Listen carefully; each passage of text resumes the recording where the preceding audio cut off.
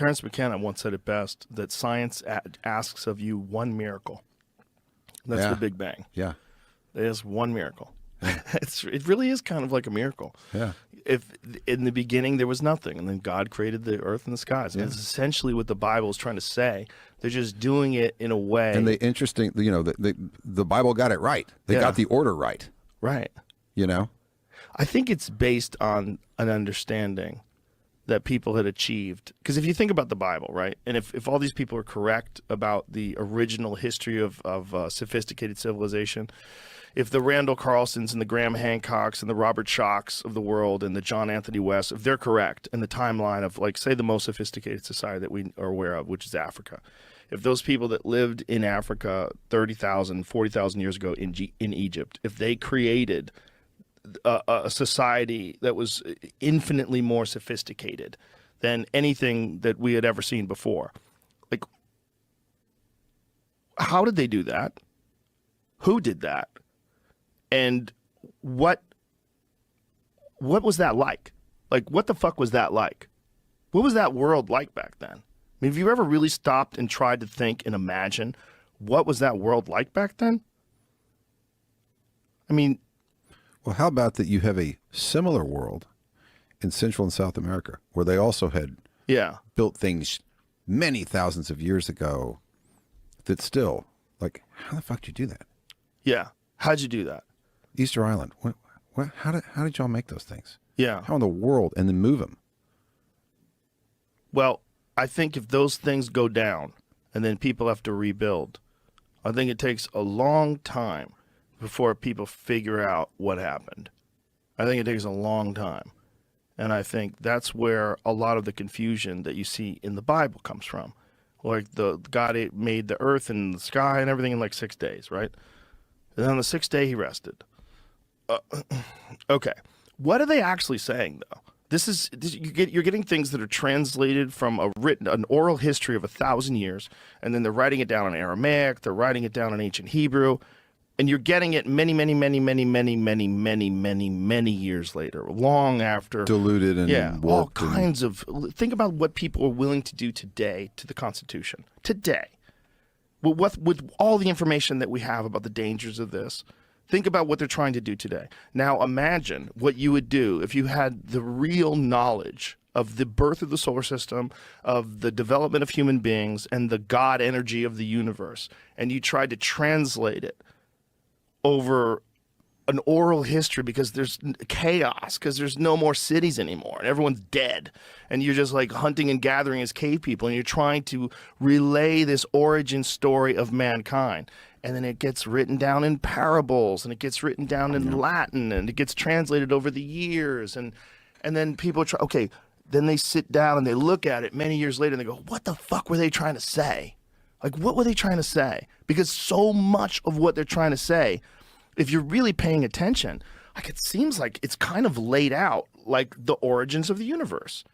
If in the beginning there was nothing, like they're talking about the Big Bang. If these scientists all agree, how do they know that then back there was then? light. That would be the Big Bang. Why wouldn't they assume back then that God was always around? Why would they assume that God had to make everything? Why would they assume that there was a beginning and an end just because they have a beginning and an end? Is that rational? Why would they assume that? And why did everybody assume that? Maybe because they fucking knew. Maybe because at one point in time, whether it's 10,000 years ago, 20,000 years ago, they had figured a lot of this shit out. Well, someone figured something out for the pyramids and the way that they were built to be aligned so perfectly with a true north. And just to be able to construct them. If those people were that smart, why wouldn't we imagine they had an understanding of the birth of the universe? Why wouldn't we imagine that they would have this bizarre understanding of the way morality and good and evil play out with human beings? Maybe they were right. Maybe they were right, but it all just got fucked up over the thousands of years after asteroid impacts and the thousands of years of the destruction of the advanced civilizations and the world going back into chaos and then slowly rebuilding. And you're rebuilding with these ancient texts that you find in clay pots in Qumran. And you ever seen when they translate like the Dead Sea Scrolls and they lay them out and they have to try to figure out which pieces go with which scroll, and they do it based on DNA.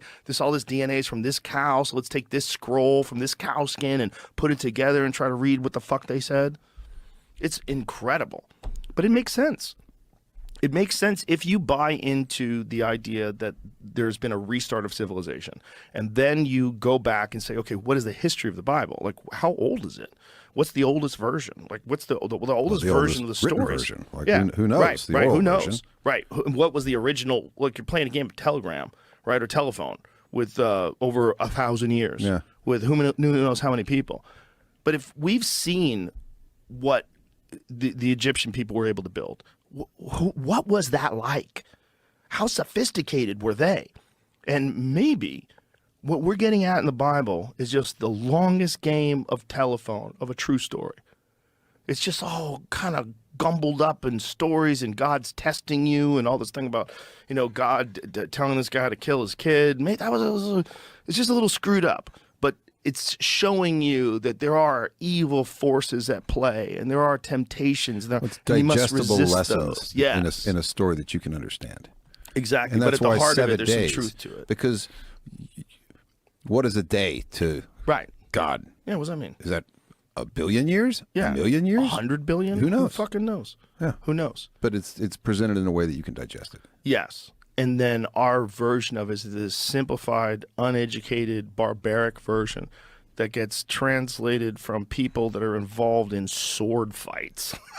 They're fighting each other with swords and hacking each other to death for thousands of years while they're telling this story. The Crusades, all these different things that people did during that time, horrific things. And during that time, they're doing it, many of them, in defense of their God, in defense of their religion. They're motivating people by these books. Yeah.